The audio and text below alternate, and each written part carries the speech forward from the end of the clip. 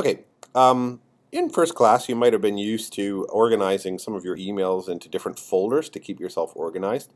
Um, I don't do a ton of that, to be 100% honest with you, in Google. Because the search is so powerful, I find that I can find almost anything I'm looking for just by remembering who the person's name was or what company they worked for and something about the message. The example I used before was there's a message from Matt Pro in this inbox, so I could type, oh, I know the name, the guy's name was Matt, and we were talking about a student. So I could just type in 2 words, and we can see there are 2 messages that pertain to that type of conversation. And when I click on it, it highlights the word Matt and the word student. So the search is, as powerful as a Google search would be, but for your own email. What I'm going to show you now is how you can, if you want, label some of your messages to be even more organized. So what I'm going to do is I'm going to say this message right here is something that I want to label for the future. So I'm going to put a check mark beside it.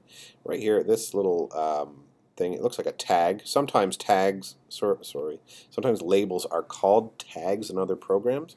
You may have heard of people tagging things, and basically it's like adding a little piece of information to that email message or to the thing that you're tagging so that it helps you find it later. So I'm going to go ahead and click on that, and I'm going to make a new one, and I'll call this IT department.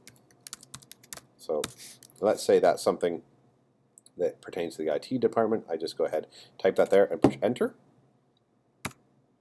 Oh, sorry, no I don't. I go ahead and click create new. And it says the label name. You can nest labels too, which means that, let's say I make one called ID department, and under that maybe I have one called email and one called Schoology, etc. I'm just going to keep it simple for now, so I'm going to say ID department and say create.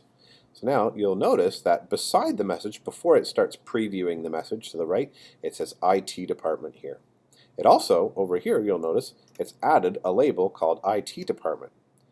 Let's say I want to create, make that stand out even more.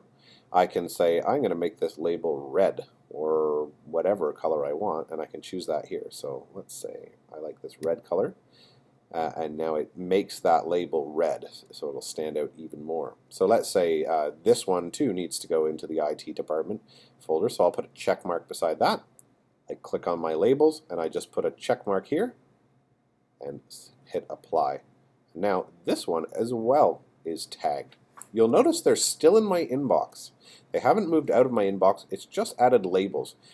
When you did this sort of thing in first class, putting things in folders, it also removed it from your inbox when you put it in a folder. So this is handy. It's sort of just like adding some extra information to that. If I want to only see messages that are pertaining to the IT department, I can click right down here, just like that, and when I click it, you'll see it shows only the 2 messages that I've labeled as IT department. You'll notice it has a label here that says inbox as well. That's because the messages are still in my inbox. If I were to click on my inbox or click the label, it takes me back to the inbox where I can see the 2 messages that are in the IT department folder. So they're in my inbox and they're in this folder at the same time. If I were to delete this message, you can see it's gone from my inbox. It's also gone from the IT department folder. But as I mentioned in previous videos, there's very little reason to delete your messages in Google. You have 25 gigabytes, which is an immense amount of space. I wouldn't recommend deleting things because you don't need to. I'm going to go back into my inbox again, and let's create. Actually, I'm going to pause the tutorial there, and I'll make another video that's slightly more advanced in more detail about some cool stuff you can do with labels.